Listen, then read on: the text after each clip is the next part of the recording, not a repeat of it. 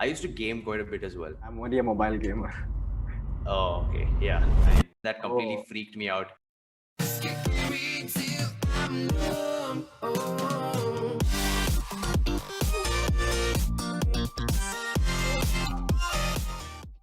hey, what's up, guys? It's Cuberview, and welcome to yet another episode of Cuberview. In this episode, we have the former Indian national record holder for Pyraminx single with a time of 1.36 seconds, Naren Ramesh. So, hi, Naren. Hi, my name is Naren Ramesh. I've been cubing since about 2015 and I specialize in 2x2 and Pyraminx, although I have been dabbling in a lot of 3x3 during this lockdown period over the past year. And as Krishna mentioned, I once held the Pyraminx national record with 1.36 seconds all. Okay, so moving on to the first round, that being the personal Q&A round, with the most obvious question: how'd you get into cubing?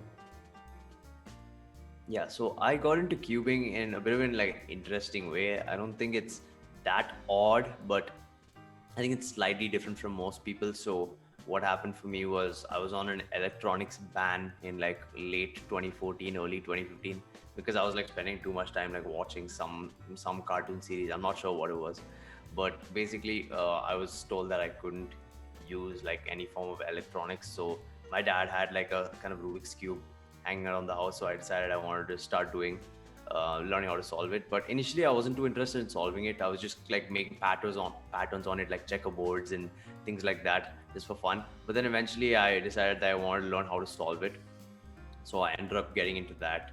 I luckily had some friends at school and as in my apartment complex that also solved the cube a bit, so that also got me motivated to continue. And my dad got like this PDF of the Rubik's on the Rubik's website. They had like this PDF of how to solve it, and there are Oh, also the YouTube videos that so like technically, even though I was on a ban, my dad let me watch a few YouTube videos to learn how to solve it.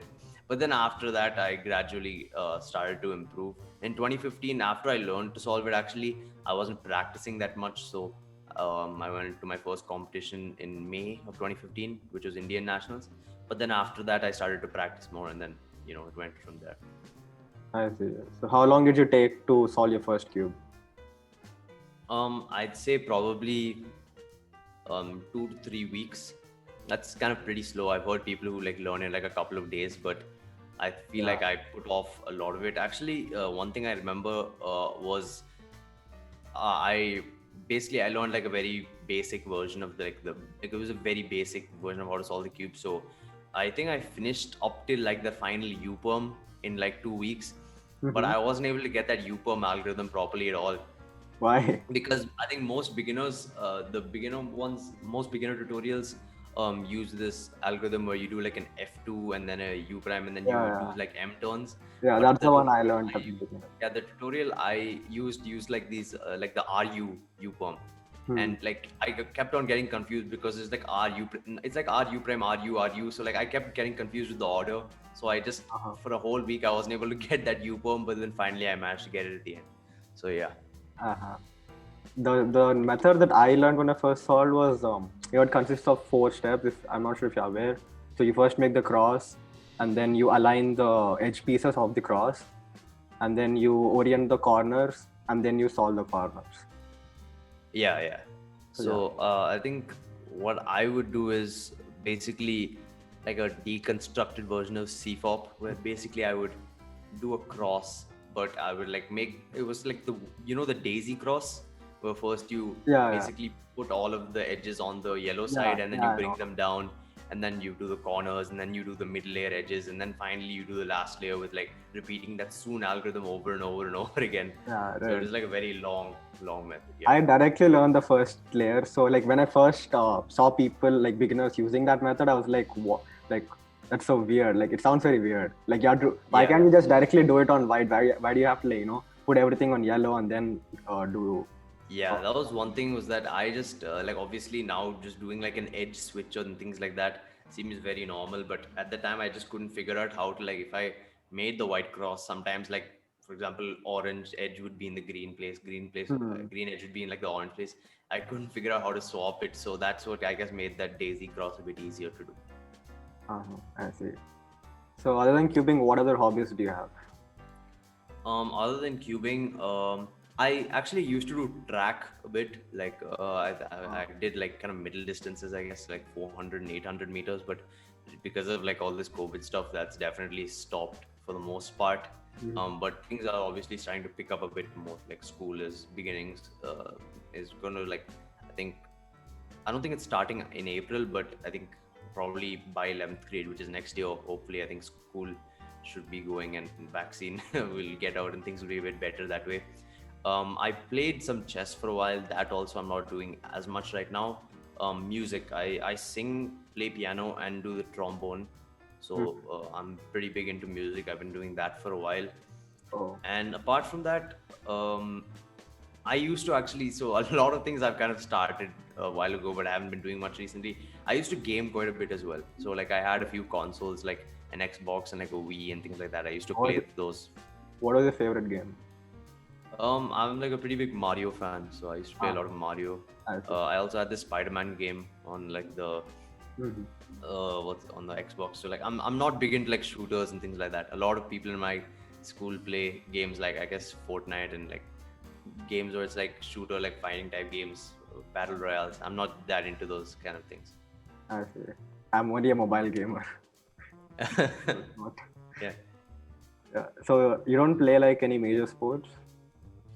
No, not really. I do things like that for fun. Like, I recently moved, but in my old apartment, we used to play some like cricket and things like that. We used to play basketball, football, and like other games like I don't know what else like dodgeball, just things like that. But I'm not into any other like big organized sport. I don't play for like a team or anything like that.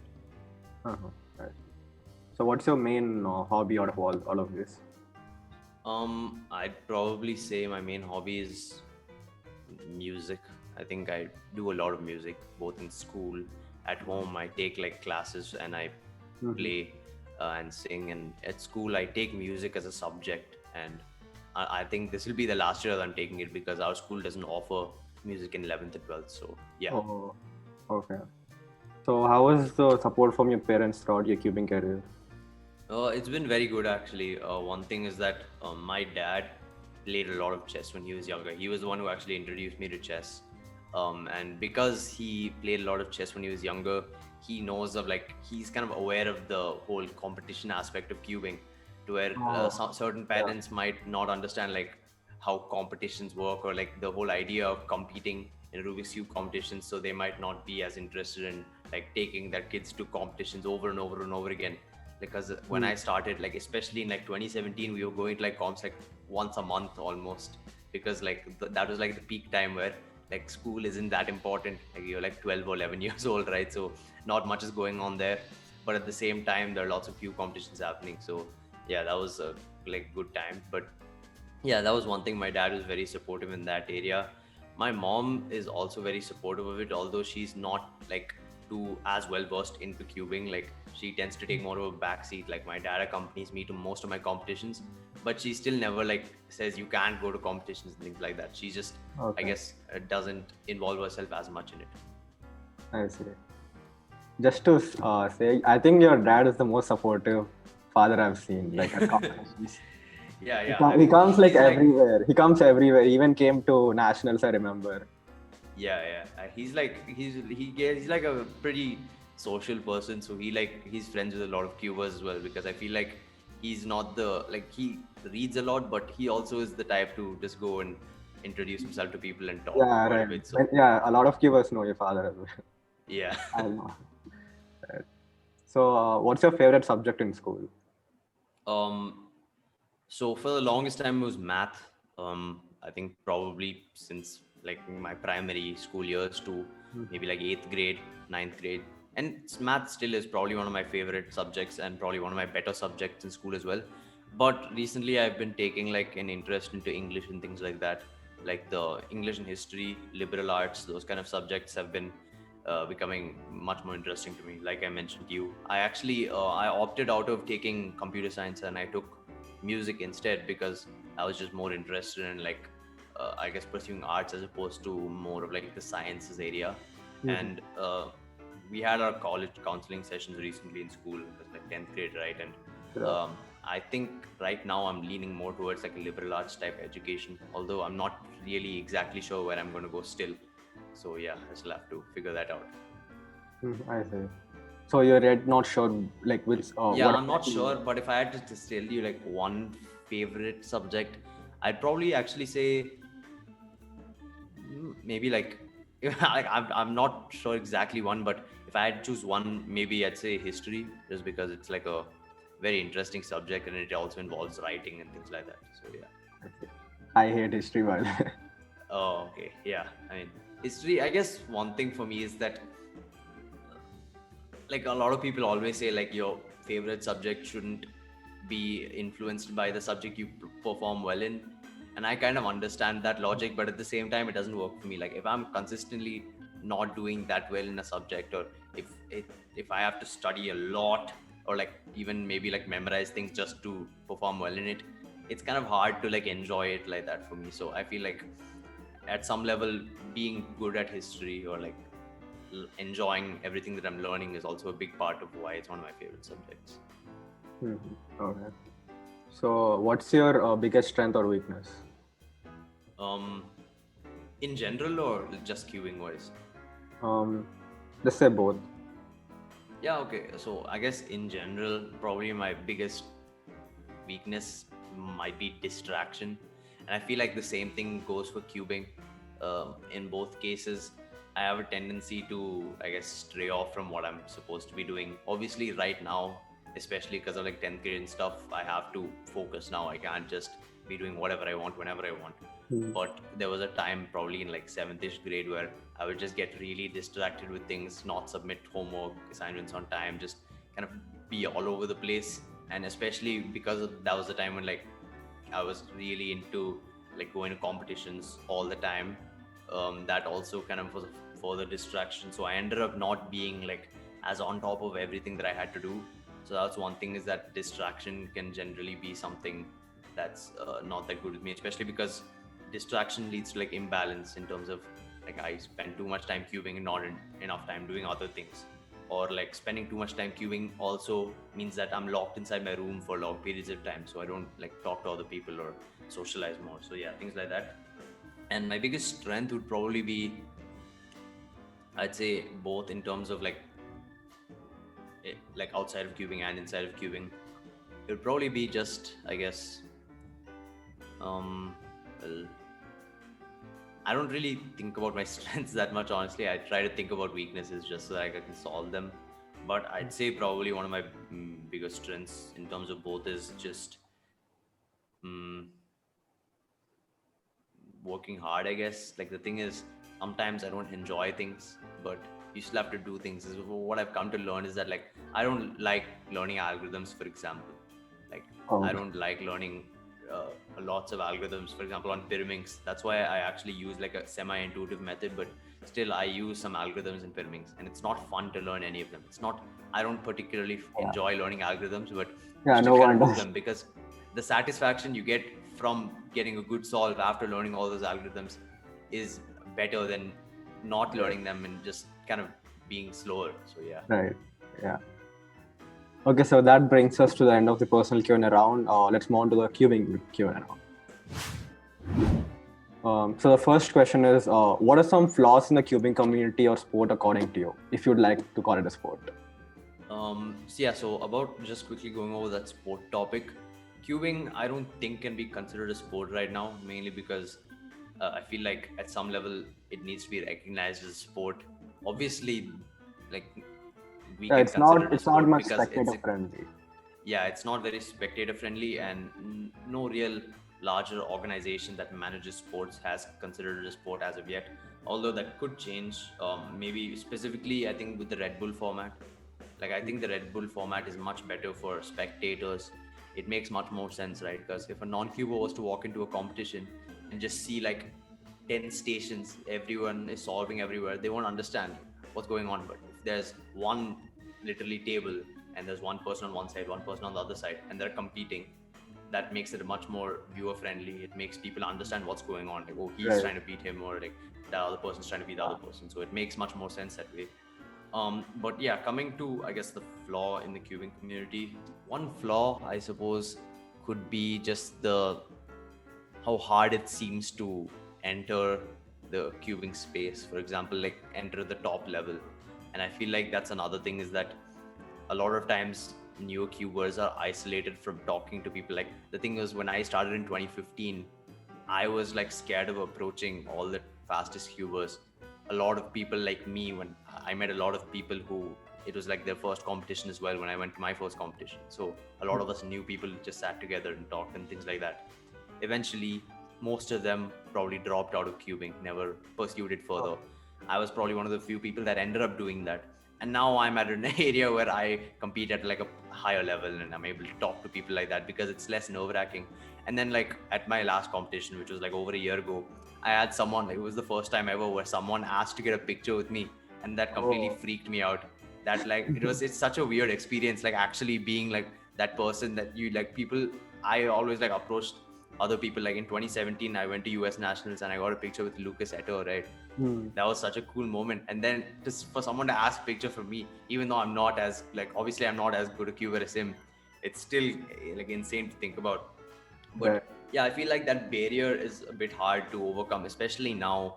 Like when I joined in 2015, cubing was still very much not as mature in India as it is now. So even then I found it intimidating, but at least I was able to get better and progressively move closer and closer to the top. Whereas now, if you go to a competition first, you'll probably not make the second round in any event.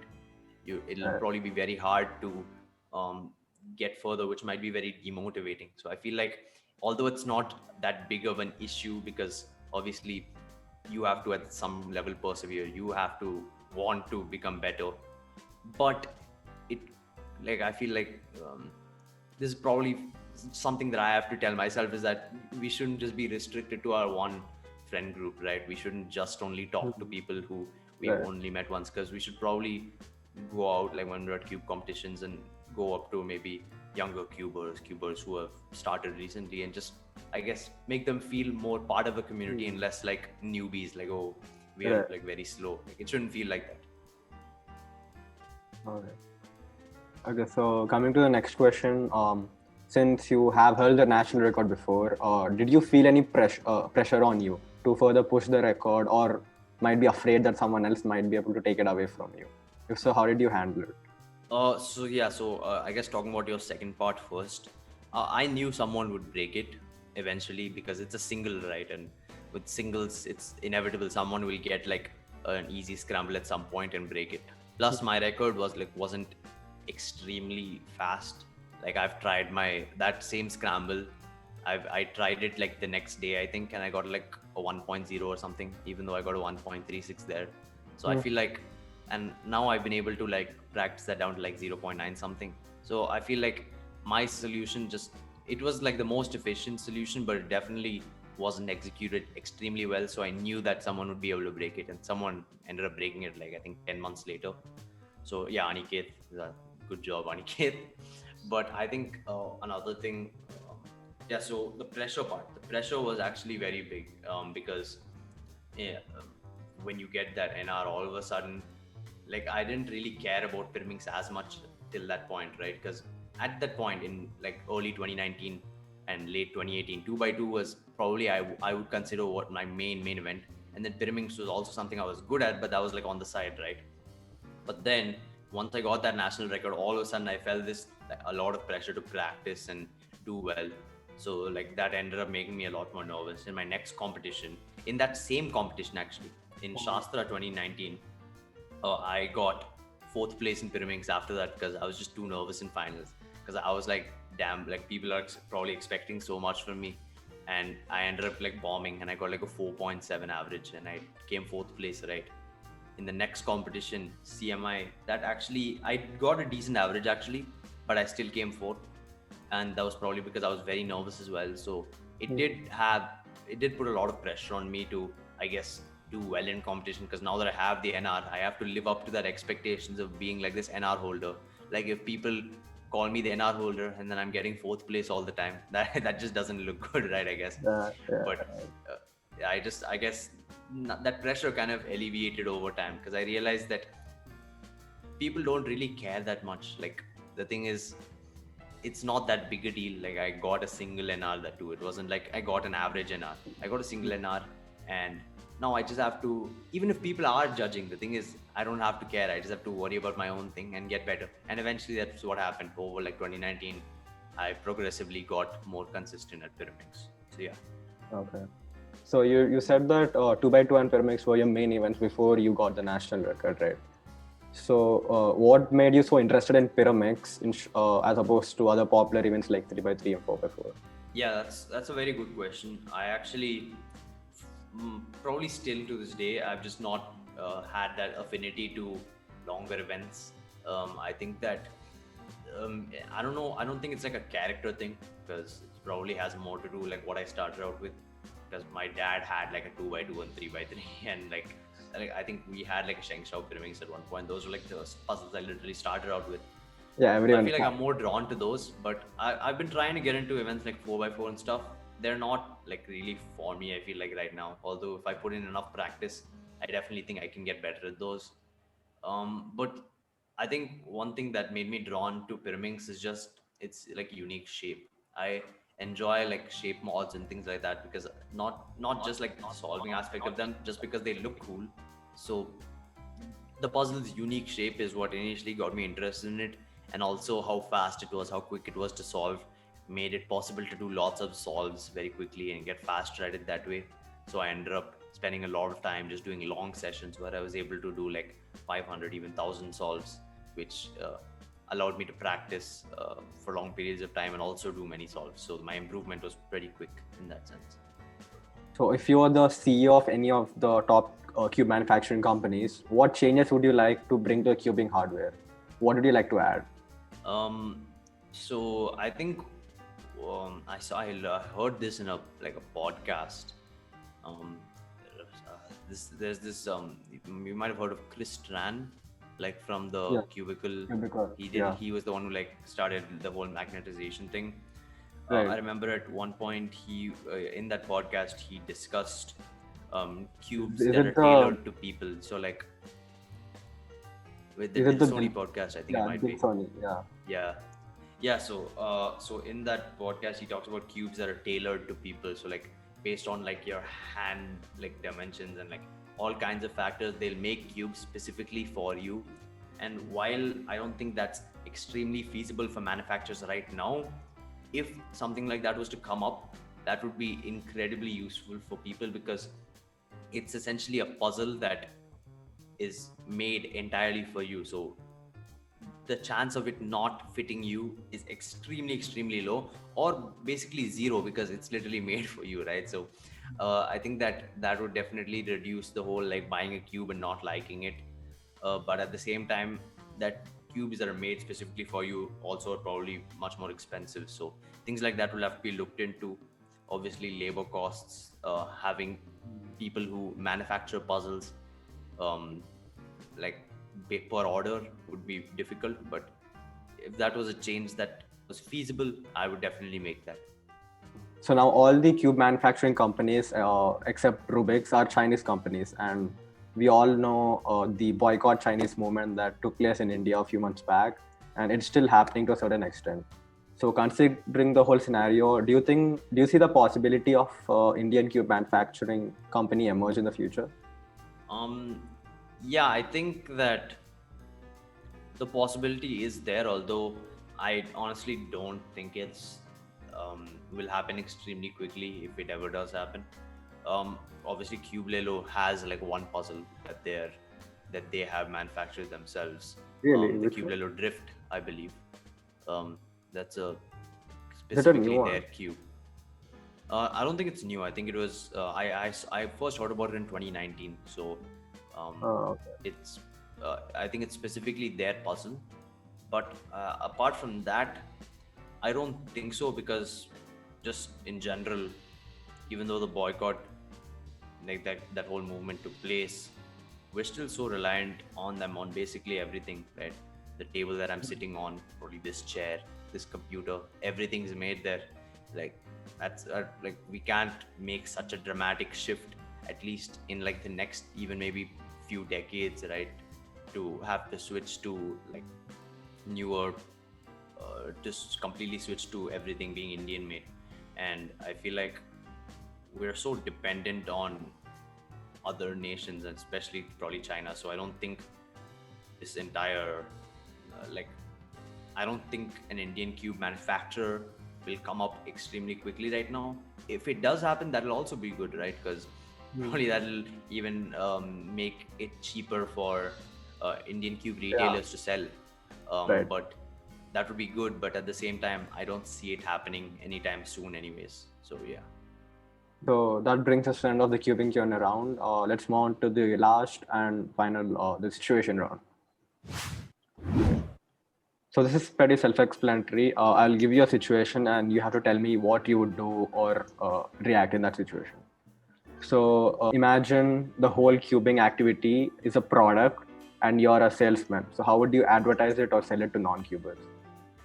I would sell it as an experience. I would sell it as not just the cube. You know, it's not just this like 55 by 55 by 55 millimeter object that you can turn on specific axes. It's an entire experience. It's the friends that come up with it. It's the competitions. It's like literally every single part of the interaction is so important and so integral to what cubing is, because without it, cubing can become one of the most monotonous activities. Imagine there were no competitions and you just had to solve in your house over and over and over again. That would become so boring and it would become so laborious because you have no one to compete with on a regular basis. You have nothing to measure your times with against anyone else. So I feel like when you're talking about the cube, the competitions and the cubing community has to go with it. So you can like discuss cubing forums, like for example, I don't know, speed solving. You can discuss like the YouTube videos. So many cubing YouTubers exist, right? So just things like that all have to be brought into like this entire experience, which is just cubing. So yeah, that brings us to the end of this interview. Thank you so much for coming. And any final words of advice you'd like to give to younger cubers? So my main bit of advice to cubers who are just starting out would be to put yourself out in the community more. Don't be shy. Don't basically try to hide yourself, believing that you're like slow or whatever. I felt like that at one point. I feel like I could only talk to people who are in my speed range and things like that. You shouldn't feel things like that. If you want to approach anyone for advice, if you want to approach anyone to make friends with them, you shouldn't feel hesitant to do so, because at the end of the day, we are all like just people like you. There isn't like a celebrity hierarchy in cubing. Sure, there are some people who like have more subscribers, but that doesn't mean they're better than you. That doesn't mean they're any different to who you are. So be more social, and that'll make you enjoy the process more. If you're not social, if you're kept to yourself, queuing can often become boring. Like I said, it can become monotonous, just doing solves over and over again. So make friends, and those friends will teach you. You will learn from your friends. You will teach them. They will learn from you. It's like, I guess, a beautiful thing, right? Really, just, I guess, the interconnectedness of it, because at some level, that might be what education strives for, right? The whole idea of interconnected learning, like you learn from your peers just as much as you learn from your teachers who are here. They're kind of just, the whole idea of a larger teacher isn't there, and instead it's just a bunch of peers communicating with each other and learning from each other to strengthen their own skills and strengthen their friendships as well, because cubing friendships don't have to just be limited to cubing competitions. They can go past that. Like some of my best friends aren't from like school or home, they're from cubing, right? So it's important to, I guess, just not be extremely kept to yourself. I mean, if that's your thing, obviously, if you're just a bit like antisocial or like a bit introverted, that's fine. But just try to put yourself out there more. You'll enjoy it, I guess, would be my advice. Yeah. Thank you everyone for watching. Do check out Naren Ramesh's channel. The link will be in the description, and stay tuned for the next episode. Yeah. Thank you.